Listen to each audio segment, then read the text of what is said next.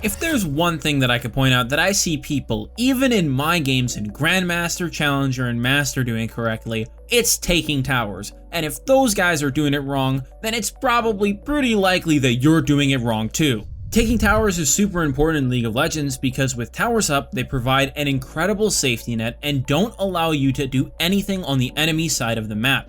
A lot of plays can become extremely risky. Maintaining vision there is incredibly difficult. It's very easy for the enemy to rotate and collapse on certain areas. You could see why this would be a problem. So make sure you bash those like and sub buttons with a decent amount of respect, and let's jump right in.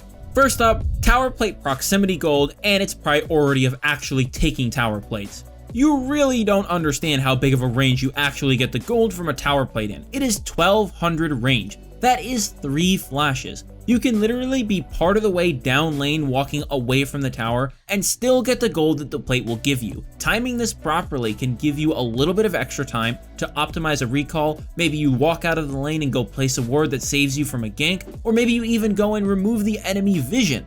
In terms of the priority, never ever prioritize getting multiple tower plates over something that can keep you safe. Getting a tower plate is never worth dying, because it means that you are going to lose a tower plate in return. This is of course assuming that you don't have teleport, but still, you don't want to feed the enemy gold and experience, especially if you're fed and have a shutdown.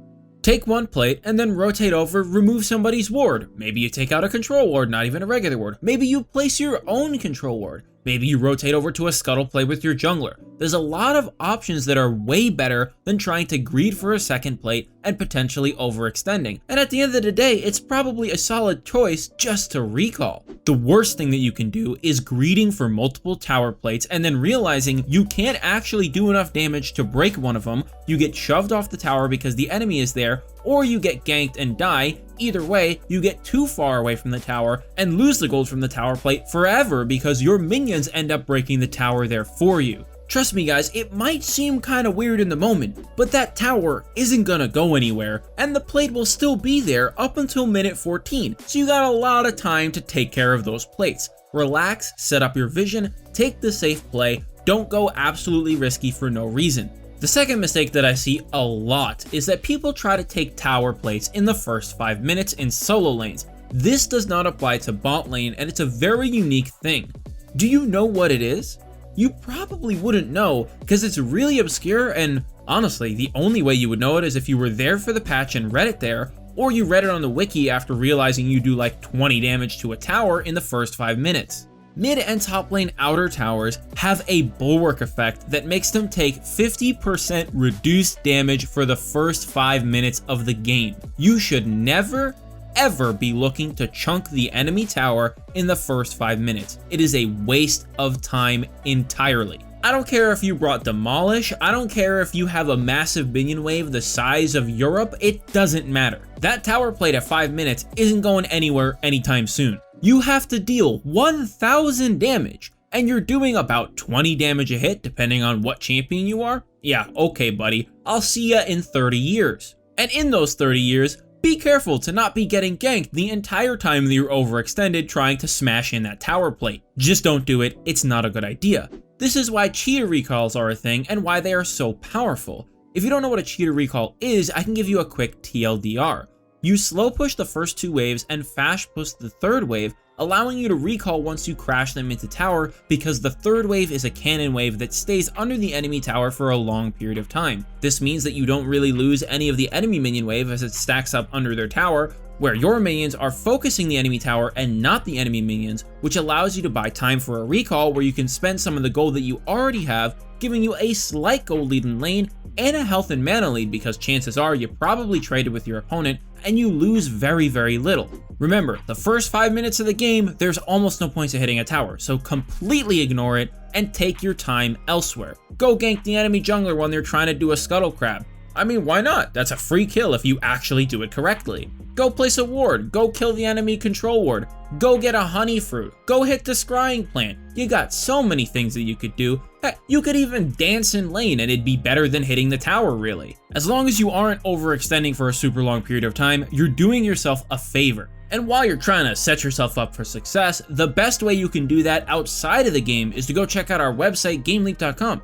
We have tons of guides all done by challenger level players that are like this one, except they get to go way more in depth than we can here on YouTube. Whether you're looking for a really in-depth champion guide that covers everything from the very basics of their abilities all the way up to analyzing pro and challenger level player replays, maybe you're looking for a macro guide that explains stuff like this on how to take towers, how to move around the map, and how to ward, it doesn't matter, we have something up there for that topic that you're trying to learn. And that's the best way that you can learn, improve, and win your games. So we already talked about the tower range, how you should prioritize the plates, and what cheetah recalls mean, especially in the first 5 minutes where towers basically take no damage. And I don't know if you guys are getting the theme here, but it seems like Riot really isn't trying to let you take the towers early on in the game, and we've got another thing pertaining to that here. The next thing that people mess up all the time, and it's so irritating to me personally, is that when you're with multiple allies, you never ever want to take more than 1,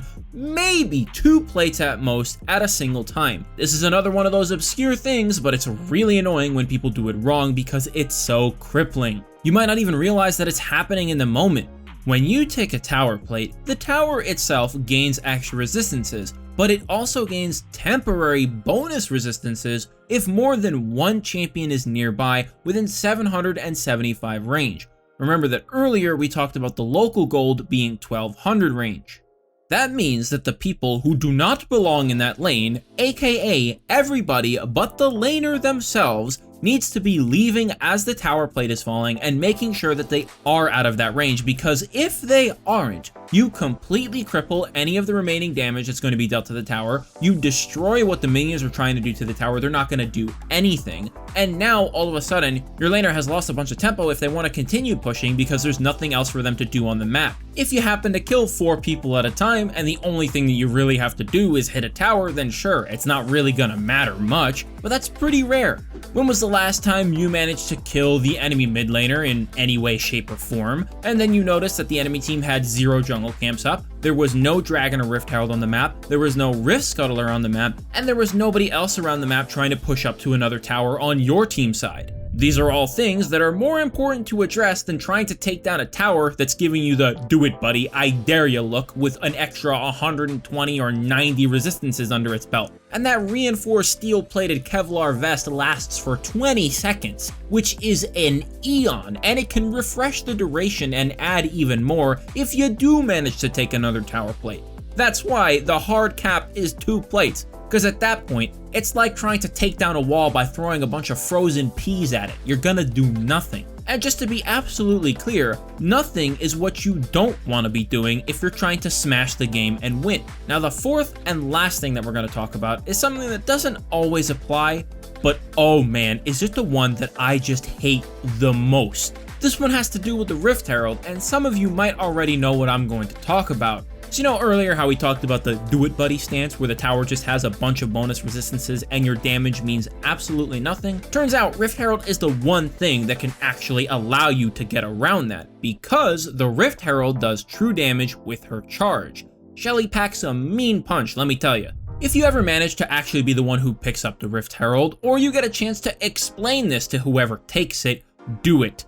Please. I'm gonna lose my mind if I see this again. Do not allow your allies to summon the Rift Herald first thing when pushing down a lane that still has tower plates up. If you do that, that should be a reportable offense. The Rift Herald does true damage, meaning that it doesn't care about literally anything that we talked about in this entire video. Shelly doesn't give a damn if your entire team is dancing under the tower while tower plates fall. The armor and magic resist mean literally nothing. Optimally, using Rift Herald like this gets you a ton more value, maybe even getting it to crash into the inner tower in the lane as well. And if you're really lucky in stomping, you might even be able to get that thing to smash an inhib tower. The Rift Herald does roughly 2,000 damage to a tower on its charge. That's the absolute minimum, assuming that you're taking it early on in the game and then using it to break down some tower plates. It'll never get up to do 3,000 damage though, it's always going to do a little bit less than that.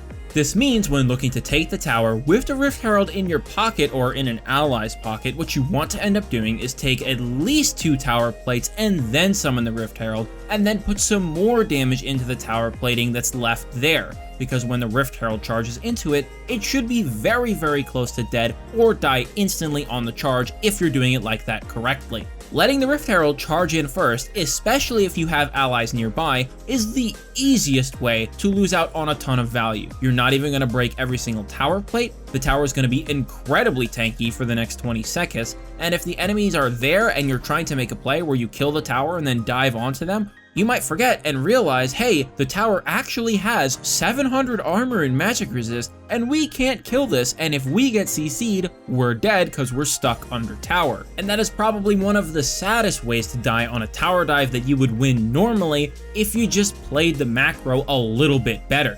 Speaking of better macro, to find more guys like this one to improve your macro gameplay and your micro gameplay, please go check out our website, GameLeap.com. Seriously, there is no better place that you can go to get super in-depth guides that are all done by challenger level players. Trying to take your macro to the next level? We got you covered there. Looking for, I don't know, maybe a Jax guide? Guess what? I have over 1,000 games of Jax, and I did plenty of guides on that champion, and we have plenty of other champion-specific guides just like that. Looking for something in between or a little bit outside of the lines? Don't worry, we got you covered there too. And if you made it this far, thanks for watching the whole video. Did you guys happen to know anything that I mentioned in this video ahead of time? If you did, feel free to let me know in the comments. And bonus points if you remember where you heard it. If you happen to, please let me know, because I'm actually really curious. It seems odd, but towers are still something that people don't seem to understand how to play around yet, so that's why I decided to make this video. But anyways, as always, my name is Ace Windstorm, and I will see you all later.